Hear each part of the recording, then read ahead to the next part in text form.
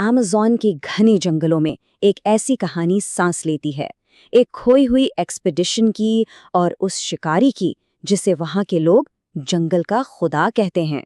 तो चलिए हम मिलकर इस दास्तान के अंधेरों में उतरते हैं। इस जंगल का एक ही उसूल है, एक संगीन उसूल। यहाँ जिंदा कौन बचेगा ये फैसला शिकार नहीं करता, हमेशा शिकारी करता है। तो सवाल ये है, आखिर है कौन ये असली शिकारी? वो ऐसी क्या चीज है जिसके नाम से ही पूरा जंगल सन्नाटे में चला जाता है? नहीं, ये वो नहीं जिसके बारे में हम सोचते हैं, जिसे जंगल का राजा कहते हैं। उसकी दहाड़ से भी कहीं ज्यादा खौफनाक कुछ और है वहाँ। और ना ही ये कोई बाघ है जो अपनी धारियों में छुपकर वार करता है।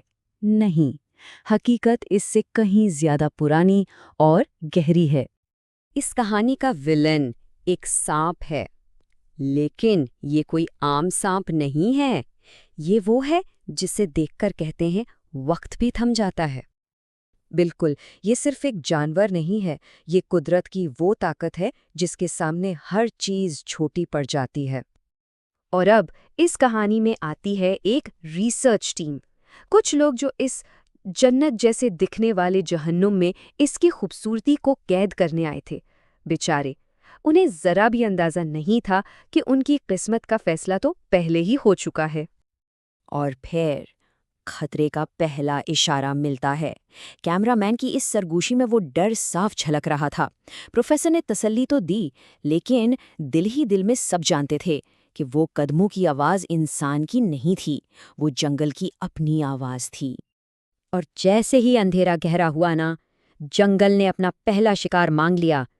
जो एक रिसर्च मिशन था, वो अब जिंदा बचने की एक खौफनाक जंग बन चुका था।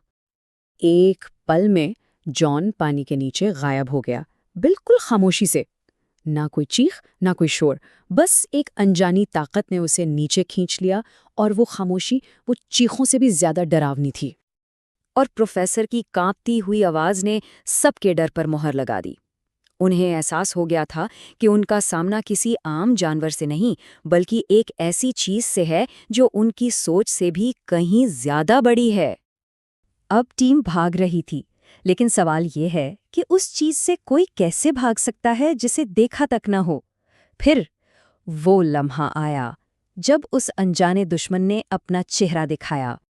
पहले पत्तों की सरसराहट हुई, फिर पानी में एक अजीब सी हलचल, और फिर अंधेरे से वो जिस्म उभरना शुरू हुआ। पूरे 40 फीट। जरा तसव्वुर कीजिए, ये सिर्फ एक नंबर नहीं है, ये दहशत की लंबाई थी।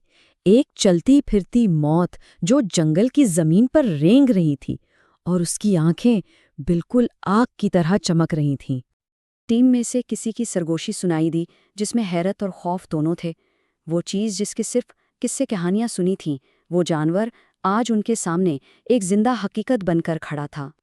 वहाँ के मुकामी लोग इसे इसी नाम से जानते हैं, जंगल का खुदा। क्यों? क्योंकि उनके मुताबिक इस जंगल में हर जिंदगी और हर मौत का हिसाब इसी के पास है। अब भागना बेकार था, छुपना तो बिल्कुल नामुमकिन। बस एक ही रास्ता बचा था, सामना करना। और प्रोफेसर मैथ्यू, उन्होंने हार मानने से इनकार कर दिया। उनका प्लान बहुत सिंपल लेकिन बहुत हिम्मत वाला था। एक राफ्ट बनानी थी, दरिया के जरिए बच निकलना था, और इस बला को पीछे छोड़ना था। ये उनकी आखिरी उम्मीद थी। लेकिन इंसानी मंसूबे इस कदीम ताकत के सामने क्या चीज़ है? उम्मीद की वो कश्ती, वो राफ्ट, एनाकोंडा ने एक ही झटके में 2 टुकड़े कर दिए। खेल खत्म, अब कोई रास्ता नहीं बचा था। और ये थे प्रोफेसर मैथ्यू के आखिरी अल्फाज। अपनी टीम को बचाने के लिए वो उस चलती फिरती मौत के सामने अकेले खड़े हो गए। लेकिन सवाल तो वही है, क्या एक अकेला इंसान कुदरत की ऐसी बेलगाम ताकत को रोक सकता है?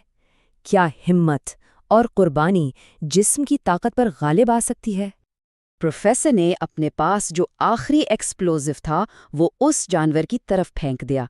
एक जोरदार धमाका हुआ, पानी का रंग सुर्ख हो गया, और फिर हर तरफ मौत जैसी खामोशी छा गई। टीम बच गई, وہ اس جہنم سے نکل آئے، لیکن اپنے پیچھے وہ ایک ایسی داستان چھوڑ آئے جو شاید ہمیشہ زندہ رہے گی۔